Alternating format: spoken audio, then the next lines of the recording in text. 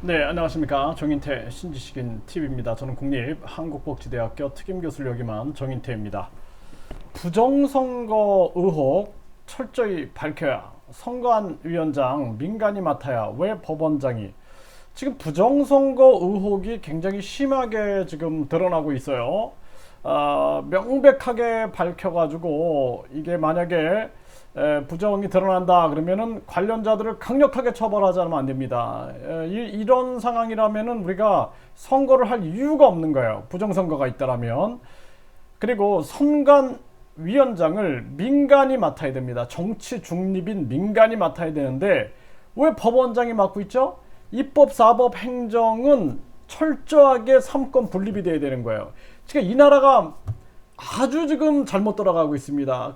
뭐 국회의원이 장관을 하고 이게 삼권 분립 위반이다 말이에요. 그리고 국회의원이 총리를 하고 국회의원이 대통령의 국회의원 신분을 유지하고 출마하고 이런 일들이 지금 벌어지고 있다는 것입니다. 이거 말도 안 되는 거예요. 삼권 분립 위반입니다. 그래서 지금 선관위원장도 마찬가지예요. 선관위원장도 판사는 사법부잖아요. 그런데 선거관리위원회는 행정기구. 그러면은 이거를 판사가 행정기구의 위원장을 겸직한다는 게 말이 됩니까? 그럼 만약에 그 선거구에서 부정선거가 일어났어요. 그럼 선관위원장이 법원장이야. 그러면 어떨까요? 그 제대로 재판이 이루어질까요? 예? 그 뭐 재판 거래도 나타날 수 있지 않을까요? 아니, 판사는 도덕적으로 최고이기 때문에 그분들이 맞는 거예요. 그러니까 아무런 얘기하지 마세요. 그러니까 국민들이 그런가요? 그리고 그냥 넘어가고 있는 겁니다, 지금. 네, 판사님들이 진짜 뭐 도덕적으로 아주 가장 훌륭한 분들이기 때문에 그분들이 맞는 건데 무슨 말이 맞냐? 이렇게 하면 우리 국민들은 그냥 조용히 그냥 그런가 보다 하고 가고 있는 거예요. 근데 사실은 그렇지가 않다라는 것이죠. 제가 이 증거들을 좀 말씀을 드리겠습니다. 일단은 진짜 이런 거 보면은 혈압이 올라갑니다. 네. 지금 여기도 보십시오. 정권 교체 외친 선관위원장 출신 최재형. 예? 그러니까 최재형도 법원장을 하면서 선관위 위원장을 했어요. 그러면은 이 최재형도 선관위원장을 하고 법원장을 하고 이분은 아주 저는 아주 존경하는 분이에요. 저는 존경하는 분, 정책적으로 제가 말씀드리는 거예요 지금. 예. 전 최재형 이분에 대해서는 아주 국가관이라든지 또는 북한에 대한 태도라든지 이런 게 아주 저는 훌륭한 분이라고 저는 생각을 합니다. 그런데 이 제도를 보세요. 선관위원장이었고 법원장이었단 말이에요. 그리고 지금 보면은 굉장한 보수거든요. 그럼 이런 분이 예를 들어서 이게 느꼈을 거라고, 이건 아니다라는 걸 느꼈을 거예요. 예, 법원장이 선관위원장을 겸직해? 그러면은 거기서 발생된 부정선거가 있을 때는 누구 편을 들 것인가, 과연. 말이 안 되는 거예요. 네, 그리고 또 보세요. 선관위원장, 법원장, 상고법원 입법 청탁 적절한가? 이게 말이 안 되는 거예요. 이 공식이 말이 안 된다라는 거예요. 그래서 기사들 보세요.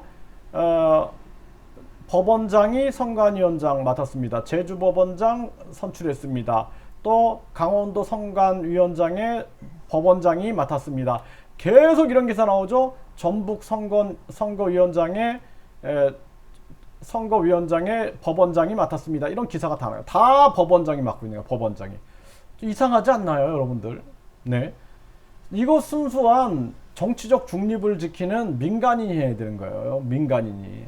말이 안 되는 거예요. 네. 그래서 이게 굉장히 고도의 아주 전술일 수 있어요. 예? 거기서 일단은 삼권 분립 위반, 그 다음에 그 지역에서 부정선거가 나타났을 때 법원장이 선관위원장을 겸직한다?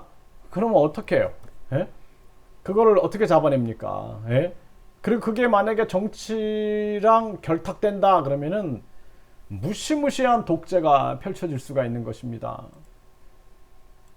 자, 또 보세요. 중앙선거관리위원회와 대법원의 4.15 부정선거 해가지고 이런 기사가 나오는 거예요. 예, 이런 기사가 나오고 있어요.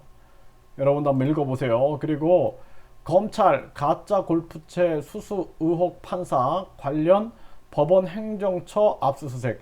이 법원 행정처가 아주 권력기관이라 그래요. 그래서 여기에 대한 개혁이 일어나야 된다는 거예요. 그러니까 재판도 이것이 재판을 배정할 때라든지 이럴 때 권력이 작용한다. 그럼 무시무시한 독재가 만들어질 수 있는 거예요. 그러니까 판사가 가짜 골프채 수수 의혹을 받았어요. 저는 진짜 슬퍼요. 이런 기사들을 보면은 판사는 판사다워야 되고 검사는 검사다워야 되고 변호사는 변호사다워야 되는데 이런 판사가 있다라는 현실이 진짜 슬픕니다. 네, 정말 슬퍼요. 네.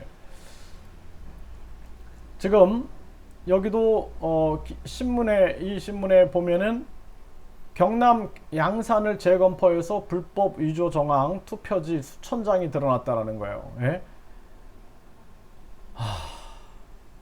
자, 여러분들 한번 읽어보십시오. 네, 정말 기가 막힙니다. 이게 지금 기가 막힌 일들이 이렇게 벌어지고 있는 거예요. 그리고 우리 국민들이 이제는 똑똑해져가지고 이런 부분들, 그러니까 이 변호사에 따르면 수천 장의 타원형 기표인과 정규 투표용지보다 무게가 1.5 더 나가는 정체불명의 투표용지 사용이라는 두 측면만 보더라도 양산을 선거의 진정성은 이미 파괴된 셈이라고 한다.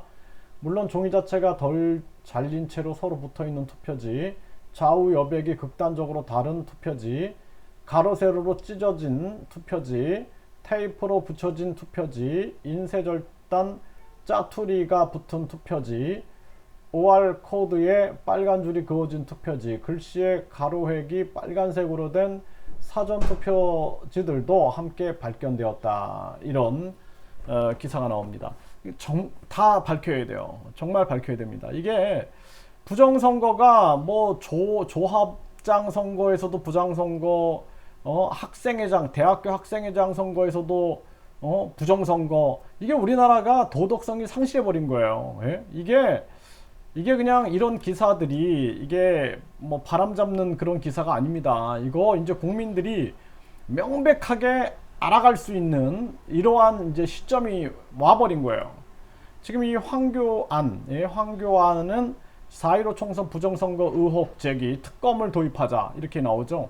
강력하게 특검을 도입을 해가지고 조사를 해서 의혹을 명백하게 밝히고 이게 부정이 있다 그러면 그 근원을 아주 끝까지 쫓아가서 밝혀가지고 이 대한민국의 이 선거 정의를 바르게 세워야 됩니다.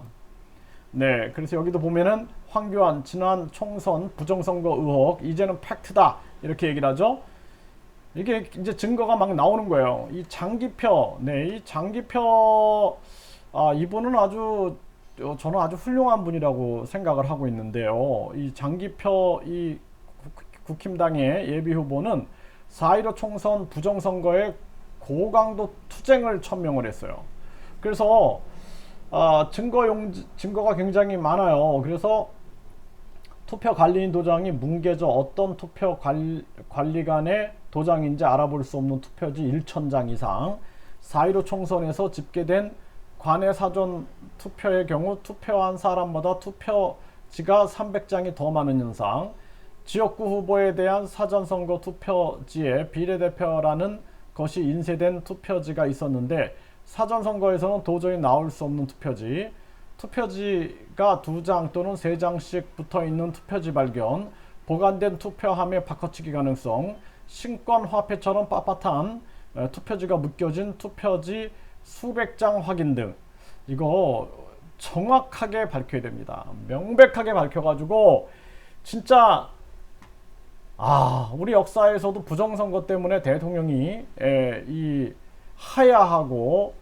망명하는 일이 있었죠. 이게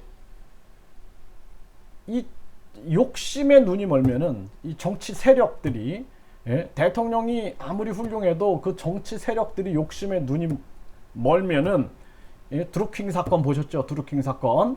그거 뭐 이 현 정부에서 재판 결과 나왔잖아요. 드루킹 사건 사실이라니까요. 예? 그 지금 김경수가 감옥에 갔죠. 이것처럼 이 명백한 사실들이 이제 드러나기 시작하는 거예요.